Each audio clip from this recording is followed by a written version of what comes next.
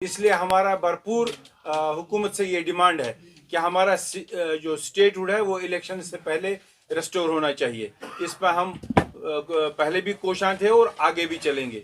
इसके साथ साथ इसी के साथ जो मसला हमारा डिलिमिटेशन का है, तो हम उम्मीद करते हैं कि डिलिमिटेशन जो होगी, ये जो इसका जो ऑर्डर किया गया है, उन कवानीन के तहत जो खदशात लोगों में हैं कि शायद एक जगह ज़्यादा सीटें होंगी, किसी जगह कम सीट होगी, हम उम्मीद करते हैं साफ और शफाफ तरीके में, और जहाँ जहाँ रिजर्वेशन की ज़रूरत हो वो रिजर्वेशन लेकर लोगों के सामने जल्द जल्द लाया जाएगा, ताकि उसके बाद स्टेटहुड मिलेगा और उसके बाद हम इलेक्शन में जाना चाहते हैं।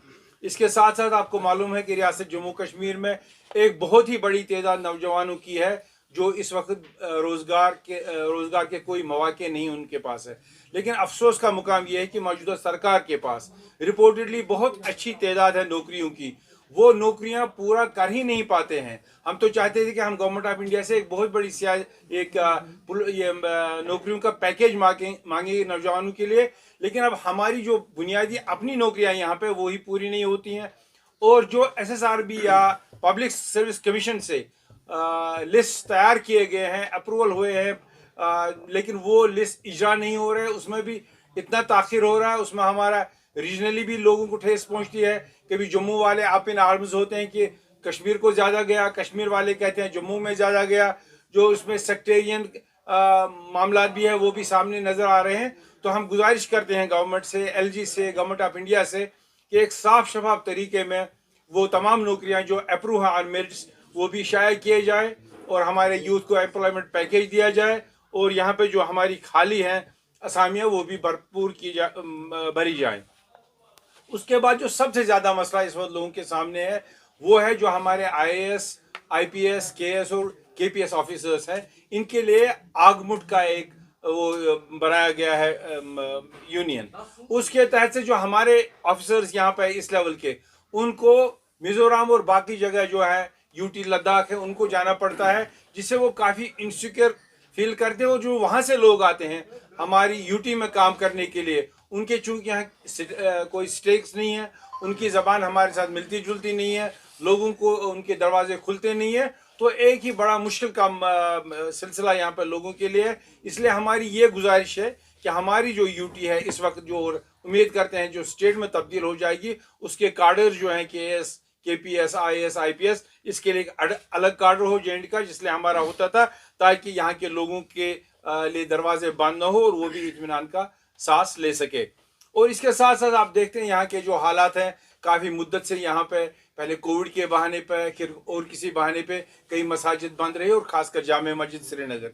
कुछ वक्त उससे पहले गवर्नमेंट ने नेगोशिएट किया था लॉ एंड ऑर्डर को लेकर वहाँ की कमेटी के साथ, और ये चाहा था कि हम वहाँ पर नमाज शुरू करेंगे, लेकिन न जाने किन वजूहात की बिना पे फिर वो नमाज वहाँ पर बंद की गई। जहाँ हम ये समझते हैं लोगों और कमेटी की भी जिम्मेवारी बनती है लॉ एंड ऑर्डर मेंटेन करना, लेकिन वहाँ हम ये भी समझते हैं कि लॉ एंड ऑर्डर की बुनियाद पर हम बंद नहीं कर सकते मसाजिद को, जहाँ लोगों की जज्बाती वाबस्तगी भी है और दीनी उनकी ज़रूरियात भी है। और इसके अलावा हम ये समझते हैं कि मौजूदा हुकूमत जहाँ बहुत अपने बड़ा चाहकर अपनी कारकर्दगी को पेश करते हैं, हम नहीं चाहते हैं कि हम इस सरकार को ये कहें कि यहाँ एक पुलिस राज सा है या पुलिस स्टेट है, मगर जहाँ देखा जाता है सारे जम्मू में और सारे कश्मीर में, जहाँ जितनी स्टेट लैंड्स हैं या गाशचराई लैंड्स हैं, इनके लिए कवानीन बने हुए हैं ऑलरेडी। हमारे स्टेट लॉज हैं, हमारे कस्टमरी लॉज हैं, हमारे सिविल लॉज हैं, लेकिन आज कई लोग जो एक्टिव हैं एडमिनिस्ट्रेशन में भी और उससे बाहर भी, वो अपना खुदगर्जी का नमूना पेश करके गवर्नमेंट को लाते हैं। पुलिस और एडमिनिस्ट्रेशन के जरिए से उन लोगों को बेदखल किया जाता है जिनके वहाँ पे हुकूक बने हैं। हम चाहते हैं जहाँ भी ऐसी शिकायत हो वो कानूनी तौर डील की जाए, ताकि यहाँ के गरीब आवाम जिनकी कम लैंड होल्डिंग्स हो, उनको वहाँ से डिस्प्लेस नहीं किया जाए, चाहे जंगलात की ज़मीन हो, चाहे काशराई ज़मीन हो, या सरकारी ज़मीन हो। इसके अलावा आपने देखा कि 3 टियर इलेक्शन यहाँ पे हुए, पंचायत के BDC, DDC, ये सारे इलेक्शंस हुए। और अगर आप देखेंगे म्यूनसिपलिटीज़ को लेकर, ये सारे इंस्टीट्यूशंस डिफंक है और किसी को काम करने की इजाज़त नहीं है, किसी को काम करने दिया नहीं जा रहा है। जितने वादे किए गए थे, जिसमें किस पार्टी की ज़्यादा अक्सरियत है उसमें हम नहीं जानना चाहते, लेकिन DDC, BDC के इंस्टीट्यूशंस पर अगर गवर्नमेंट अलाउ करेगी तो लोगों को भी इत्मीनान का सांस लेंगे। इसके अलावा जम्मू में आपको मालूम है कि पीओके रिफ्यूजीज भी है और वेस्ट पाकिस्तानी रिफ्यूज भी है। हमें खुशी है कि वेस्ट पाकिस्तानी रिफ्यूजीज को वन टाइम सेटलमेंट गवर्नमेंट ने किया, लेकिन वहाँ जो लोग पीओके से आए हुए हैं, अच्छी तादाद है उनकी, वहाँ ज़मीनों पर बैठे हुए हैं, मकानात बनाए हुए हैं। आज वहाँ एक नया सिलसिला जारी हुआ है, उनकी नोटिस दी जा रही हैं और ज़बरदस्ती इनको बेदखल किया जाता है। ये एक अनदर मुसीबत जम्मू कश्मीर के लोगों के लिए होगा, इसलिए गवर्नमेंट को एक यूनिफॉर्म इसके लिए डिसीजन लेना चाहिए और उनको भी ठीक तरह से बसाना चाहिए। डेली वेजर जहाँ पर आप रोज़ देखते हैं, आपकी कॉलोनी जो प्रेस कॉलोनी है, वहाँ पर रोज़ आए दिन यहाँ पे जलसे जुलूस करते हैं वो डेली वेजर्स। 60,000 फैमिलीज उनकी हैं जो लटक रही हैं, जिनकी तकदीर लटक रही है। वो नौजवान काम कर रहे हैं, उन्हीं पर सारा निर्भर है, पानी को लेकर, बिजली को लेकर, बाकी एग्रीकल्चर को लेकर, टूरिज्म को लेकर। तो अच्छा वक्त है गवर्नमेंट के लिए कि उनकी फैमिलीज को एड्रेस किया जाए और उन गरीबों को भी एड्रेस किया जाए। इसके बाद पीएसए को लेकर जहाँ जहाँ कभी कभी यहाँ किलिंग्स हुई रिसेंट इस साल, बहुत से लोगों को गिरफ्तार किया गया, जहाँ तक पुलिस अभी तह तक नहीं पहुँच पाई कि कहाँ पे कौन इसमें मुलविस है। हमारी गवर्नमेंट से ये गुजारिश है कि जहाँ लोग मुलविस हों उनके बारे में नहीं, लेकिन जो लोग इनोसेंट हैं, बाहर के जेल्स में हैं और बहुत मुद्दत से जेल्स में, उन सारे लोगों को रहा किया जाए, इनोसेंट लोगों को रहा किया जाए। और हाल ही में जो यहाँ किलिंग्स हुई हैदरपुरा वगैरह में, उनकी डेड बॉडीज को हम जहाँ पे मिलिटेंट मारा जाता है, लेकिन उसके साथ साथ जहाँ सिविलियन किलिंग्स होती है, मुझे लगता है ये बहुत ज्यादती है। अगर सिविलियंस को भी उनकी डेड बॉडीज वापस नहीं मिलेंगी, अभी उन 3 में जो जम्मू से डिमांड आ रही है गुल गुलाब से गढ़ से, वहाँ पे जो एक डेड बॉडी अभी भी है, तो हमारी हुकूमत से ये गुजारिश है कि उस लिमिटेशन को भी फटाफट ये उनको उनकी डेड बॉडी को भी वापस दिया जाएगा। इसके अलावा मैं भूल गया, जहाँ पे एम्प्लॉयमेंट में पहला पॉइंट है, अगर आप आंकड़े देखेंगे अखबारों में, 7% एवरेज है गवर्नमेंट ऑफ इंडिया बाकी स्टेट्स में और हमारा 22% है। यहाँ से गवर्नमेंट दावे करती है कि हमने यहाँ बहुत तमीर तरक्की की, हमने बड़े प्रोजेक्ट्स बनाए, तो इसलिए मुझे लगता है हम 22% अनएम्प्लॉयमेंट पे नहीं होते अगर ये आंकड़े सही होते। इसलिए मुझे लगता है गवर्नमेंट को फौरी तौर इसका इजाला करना चाहिए। और लास्ट ऑफ ऑल ये सरमा है, और 2 साल से गवर्नमेंट ये कह रही कि यहाँ की जो सरकारें थी उन्होंने इसको एड्रेस नहीं किया था इलेक्ट्रिसिटी सिस्टम को। अगर बिजली बढ़ गई है तो हम एक्सपेक्ट करेंगे अनइंटरप्टेड बिजली हमें होनी चाहिए। और एनएचपीसी के पास जो हमारे प्रोजेक्ट्स है, जो उनकी रॉयल्टी है, चाहे 7% 12%, मुझे लगता है उनको मोमेंटरली कम से कम इस सीजन, इस विंटर के लिए सारे जम्मू कश्मीर में रॉयल्टी बढ़ानी चाहिए और हमें 25 से 30% तक बिजली देनी चाहिए। रहा सवाल डिलिमिटेशन और स्टेटहुड को लेकर, जहां तक हम 5 अगस्त का यादा करेंगे, वो हमारे लिए एक ब्लैक डे था। हमसे जो इख्तियारात छीने गए, हमसे जमीनों का हक और नौकरियों का हक छीना गया। कुछ पेशरफ्त उसमें हुई, कुछ पेशरफ्त हमने की और हम मुंतजिर हैं सुप्रीम कोर्ट के डिसीजन का।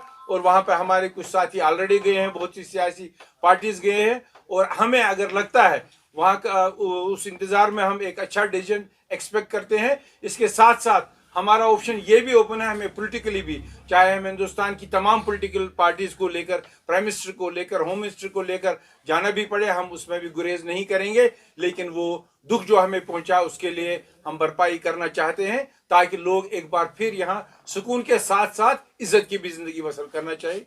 मैं वाज़ेह जवाब दूंगा। पीएचईडी जो आई पिछले साल वजूद में आई, जो डीडीसी बीडीसी का इलेक्शन हुआ, हमारी पार्टी इससे पहले वजूद में आई और हम मानते हैं कि 5 अगस्त को जो कुछ हुआ ठीक नहीं हुआ। अगर उनको हम पर यकीन है और उनको लगता तो उनको आना चाहिए, हमारे साथ इस मामले में ज्वाइन करना चाहिए। पार्टीज नहीं, मुझे बिल्कुल यकीन नहीं। मैं आपको वाजे कर दूंगा, 1996 में 2/3 अक्सरियत नेशनल कॉन्फ्रेंस ने ली और उन्होंने वादा किया कि हम यहाँ अंदरूनी खुद मुख्तारी लाएंगे, उन्होंने वापस नहीं लाई।